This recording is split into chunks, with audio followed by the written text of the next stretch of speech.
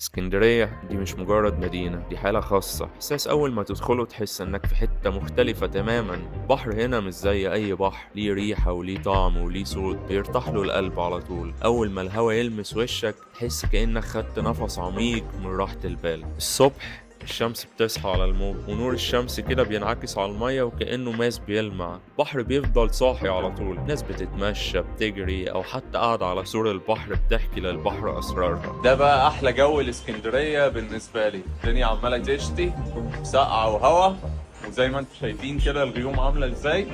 في ايه تاني؟ أما الشتا في اسكندرية فحكاية تانية خالص. الموج كأنه بيغني كده بصوت عالي، الناس بتجري بتدور على كوباية شاي سخنة وسط البرد. الجو هنا مش بس برد، ده إحساس، حالة كأن المدينة بتقولك قرب مني أكتر. اسكندرية مش بس أماكن، اسكندرية روح.